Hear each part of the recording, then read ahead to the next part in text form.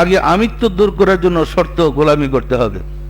গোলামি ছাড়া ভিতরের আমিত্ব দূর হবে না। আপনারা আমার স্লোগান দিয়ে ফোরাইলেন, এটা আমার আল্লাহ থেকে দূরে সরাইলেন। আমি তো গোলামের দেখেন আব্দুন থেকে আবাদত আসছে। আব্দুন শব্দ অর্থ দাসত্ব স্বীকার করা, প্রভুকে প্রভু হিসাবে মেনে নেওয়া। আপনি যখন প্রভুর দাস স্বীকার করলেন, তখন সব কাজ আপনার করতে হবে। পরিষ্কার না? পরিষ্কার না? কথাটা আসছে আরবি আব্দুন, বান্দা, আবাদত করা। আবাদত অর্থই গোলামি করা। নির্দ্বিধায় মালিক যা নির্দেশ করে তা পালন করেন, আমি গোলামি। পরিষ্কার না? পরিষ্কার না?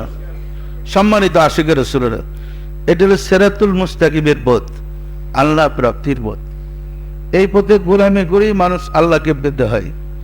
এখনো দেখেন বাস্তবে যারা অলি কুতুব আছে, একদম সিরা কাপড়, গায়ে ময়লা রেখে রয়েছে, তার হুকুমে রাজধানী শহর চলতেছে, কিন্তু তার সুরতটা দেখেন ওই ময়লার উপরে বসে রয়েছে, টুকায় পোকা খাইতেছে।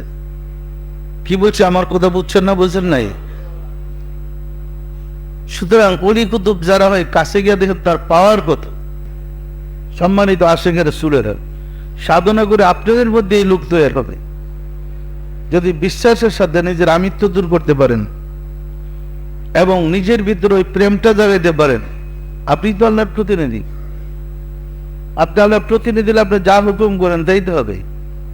মাল্লাহুল মাওলা ফালাহুল কুল, যিনি মাওলার হয়ে যায়, তামাম মাতলুক তার হুকুমের গোলাম হয়ে যায়। এখন কে কোথায় কিভাবে ডিউটিতে আছে বোঝা সহজ না কঠিন? আপনাদের মধ্যে যে অলি কুতুব হবে না, এর অর্থ কি? আমি কি আরব থেকে ভাড়া করে নিয়ে আসবো কুতুব বানাই দে? আপনার সাধনা করেন, যোগ্য হন। আমি চাচ্ছি ওই ব্যক্তিত্ব তৈরি করতে। এই কারণে বলছি সবাইকে ওজিফা করেন, মুরাকাবা করেন, করেন, সাধনা করেন। আমি রাসূলের ধর্ম রক্ষা করতে হইলে তাহলে আমাকে ব্যক্তি তৈরি করে যেতে হবে, নাহলে জগতে রাসূলের ধর্ম আসবে না।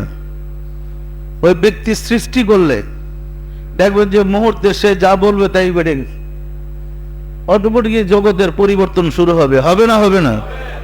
তা আপনি সাধনা করতে পারবেন না? পারবেন না? পারবেন না? অলসতা করি না, কাজ করে দেখেন। আপনাদের যুগ আছে, সুযোগ আছে আল্লাহ হওয়ার, কিন্তু সাধনা করতে হবে। পরিষ্কার না? পরিষ্কার না? যে জিনিস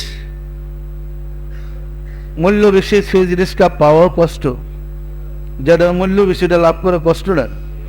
আমি হুজুর মানুষ, আমি পায়খানা পরিষ্কার করতে যাবো কেন? আমার কি খাদেমের অভাব ছিল ওই দরবারে? আমি তো প্রধান ফলি মিয়ার দোকান ওই দরবারের।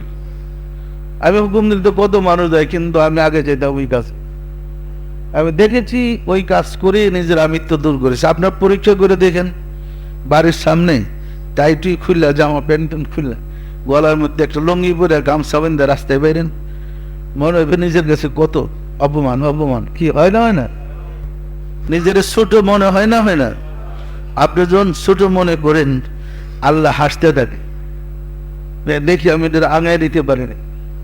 আর আপনি যখন বড় হয়ে যান, আল্লাহ তখন ছোট হয়ে যায়। সুতরাং চেষ্টা করতে হবে যে আমি নিজেকে যত ক্ষুদ্র, যত ছোট মনে করব, আল্লাহ তত খুশি হবেন।